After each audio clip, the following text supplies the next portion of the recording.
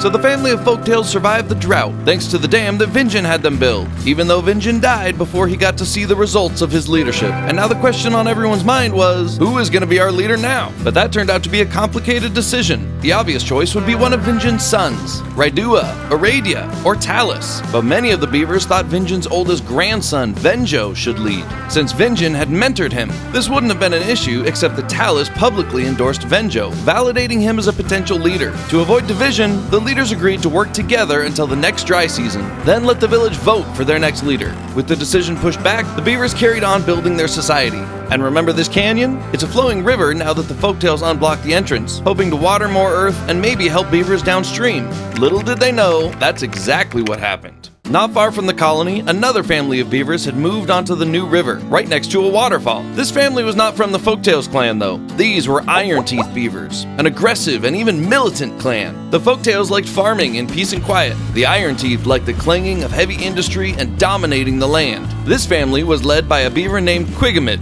Anxious for success, the beavers got to work chopping trees, gathering berries, and building a water pump. The Iron Teeth focused more on berry gathering than the Folktails did, and for a specific reason. The Iron Teeth have a very specific method of reproduction, and berries play an important part. So if the family wanted to have more babies, they needed lots of berries. Of course, the first night there were no houses to sleep in, but these beavers were used to harsh living. In fact, there wouldn't be houses in this colony for a long time. But the next morning, the beavers got back to work, building the water storage as well as Iron Teeth breeding pods. That's right, the beavers had been harvesting berries to combine with water in order to grow their offspring in these pods. It might seem odd, but that was the Iron Teeth way. So the colony was already planning for exponential growth. In the morning, the second pod was finished, and you could even see the baby beavers inside, which is kinda gross. Meanwhile, things were moving slowly with the Folktails. They were short on logs and waiting for their tree farm to produce what they needed. But this did give Venjo time to plan how to prove himself and gain the colony's trust. For now, the beavers focused on farming, including the first harvest of VINJIN's sunflower seeds, which became a super popular snack for our Folktails. The family was also growing steadily, though there had been recent losses of some of the matriarchs of the family. And then the pine trees began sprouting up, which meant new construction was possible again. And Rydua pushed for a second farmhouse to better keep up with the crops. Venjo went along with Rydua's initiative, but he had his own plans for the new logs. He knew he needed to do something big to prove he could lead. The next morning, his plan went public. Venjo wanted to use the new stockpile of logs to move past the tiny water tanks and build a medium tank, which would require a huge investment of science, planks, and gears, which meant they first needed a gear workshop. This was a big commitment, but the family was excited about it, so the project went ahead. This could make or break Venjo's chances of becoming the family leader. The Iron Teeth had built the farmhouse and planted a field of kohlrabis, a staple for the clan. The family would be eating well once this crop was grown.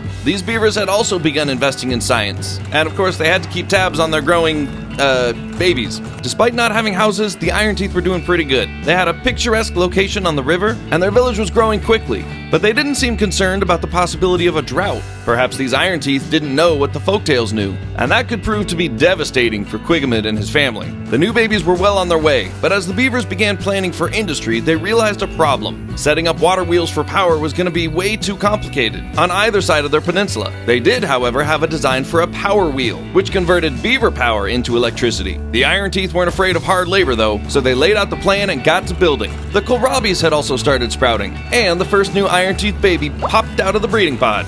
Welcome to the world, little buddy.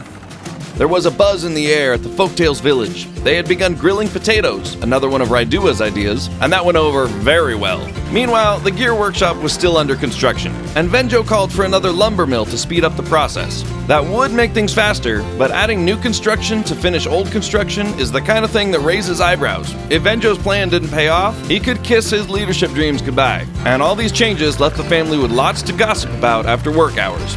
The next day, the new lumber mill was finished. Rydua countered by plotting a field of wheat to further diversify food production. Venjo had to admit that food did seem like a quicker way to a beaver's heart, but he wasn't just trying to win votes, he really was thinking about his family's future. He wanted what was best for the colony. He just had to prove that to everyone. But the quick wins were working for Rydua, so the next day, Venjo had the beavers build a couple of showers, which earned him some favor while he worked on his bigger plans.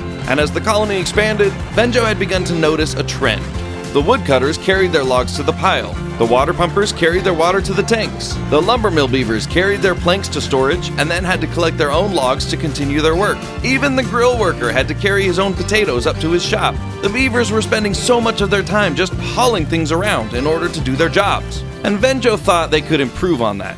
Back at the Iron Teeth village, the beavers were reaping a huge harvest of kohlrabi, and they had finished their lumber mill and power wheel. And one strong beaver named Rija Mayar volunteered to work the wheel first. Producing planks meant the beavers could build stairs to reach more logs, which was one thing Quiggum had worried the colony was running low on. The other thing was berries. Until the next harvest, it would be a challenge to keep running the breeding pods. But overall, the Iron Teeth colony was making strong progress, even though everyone was still sleeping in the dirt. They built a forester's cabin and began planting a tree farm. And just in time, too, because these beavers were running out of trees to chop down. A new farmhouse went up to help with the harvest, and more baby beavers were popping out. The only thing these beavers seemed to be forgetting was the dry season.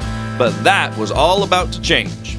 Venjo found his solution. A hauling post which would employ specialized moving beavers. And in another eyebrow-raising move, Venjo paused construction of the water tank to complete the hauling post first. Hauling your own goods had always been normal for the beavers, so they weren't entirely sold on Venjo's new system. But the showers were good, so they decided to go along with Venjo for now. And when the hauling post was done, they saw the proof of Venjo's genius. Haulers with special carry harnesses whose whole job was moving goods around began restocking workstations, leaving the working beavers more time to focus on production. They restocked logs, they moved food and water supplies into storage, and beaver production was skyrocketing. Venjo had pulled out a major win for the colony. This would definitely earn him more votes. And the increased production meant the medium water tank seemed more feasible too. Just like that, Venjo was a serious contender for leadership. That night, though, a scouting party of Iron Teeth spotted the Folktails settlement for the first time, but remained hidden. The scouts returned to their village just as the sun was rising, but their news was quickly overshadowed. Quiggumid could tell a drought was coming, and the Iron Teeth had not prepared for this. The accusations began, but Quiggumid tried to rally the family behind a solution. If the beavers gathered enough food and stocked enough water, they had a chance to survive the dry season. And once the last baby popped, the breeding pods were paused to conserve water. Quiggumid's plan seemed good, but it didn't appease the rising frustration in his family. It looked like Quiggumid might have a revolt on his hands. But then the next day, a news story began to circulate. The scouts had reported the Folktail village upriver from them, and that got the Iron Teeth thinking. Why hadn't the Folktails warned them about the coming drought? They were basically cousins. They should have told them. And suddenly the beavers had a new target for their anger, and Quiggumid was off the hook. It's entirely possible Quiggumid himself started this new rumor, but we'll never know for sure. As far as the family was concerned, Quiggumid was a victim like the rest of them. And in the end, it's kind of nice that the family forgave Quiggumid, because the next morning, Quiggumid had passed away. Once again, a patriarch had died just before the drought, but the Iron Teeth were determined to survive. For Quiggumid. The Folktails were also hurrying to prepare for the drought, and Venjo was feeling nervous. Productivity was up, but if the new water tank wasn't finished in time for it to be filled, then what was the point? Without the water tank, Venjo's chances of being elected would dry up like the river. There wasn't much time left before the beavers would vote on their next chief. Sadly though, just a couple days before the dry season began, Raidua, VINJIN's oldest son, passed away. On the one hand, this reinforced the idea that the family needed a younger leader. On the other hand, a radio was still in the running, and Venjo had yet to fulfill his promised water tank. But thankfully, as the last gear was delivered, the medium water tank was finished. It was massive and would hold more than enough water for the beavers. And as the beavers took account of all that Venjo had done, it was clear that he had a very real chance of winning the vote. A radio was the safe choice. Venjo was the exciting choice. The colony was still split, but the vote was coming soon. Who would replace their dear VINJIN? The drought started the next morning, and VINJIN's dam held strong, leaving the Folktails comfortable and watered. Whereas the Iron Teeth had to watch the water disappear and their crops dry out. There was no water left to pump, their trees stopped growing, and their kohlrabis were dying on the vine. The beavers' home became a barren waste. But their food and water supply was looking good, and would hopefully last them through the drought. With extra time on their hands, the Iron Teeth grew increasingly angry with the Folktails. They even began plotting, and as night fell, a group of Iron Teeth set out on a mission of revenge. While the Folktails slept, the Iron Teeth infiltrated their village. When they awoke in the morning, they saw The Iron Teeth had emptied all of their water tanks. They hadn't even taken the water, they just poured it out so the Folktails couldn't have it. But apparently they didn't notice the big new water tank, because that one still had plenty of water in it, so the Beavers were fine. But it had riled up the village in a big way, and on the eve of the big vote, the Folktails all wanted to know what their prospective leaders were going to do about the Iron Teeth. Aradia called for calm and a slow, constructive response. But Venjo agreed with the rising anger in his family and said that under his leadership, the Folktails would strike back at the Iron Teeth for what they had tried to do. And for those Beavers who were still on the fence about Venjo, that sealed the deal.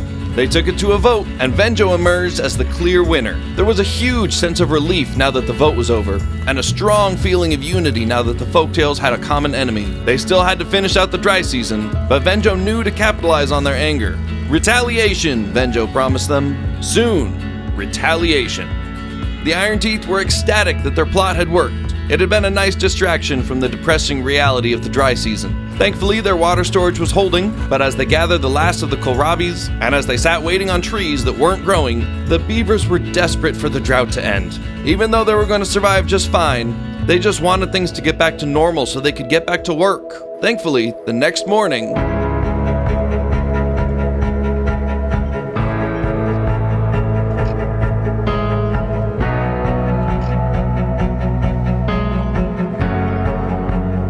the drought had ended, the water had returned, and the Iron Teeth were safe. For now.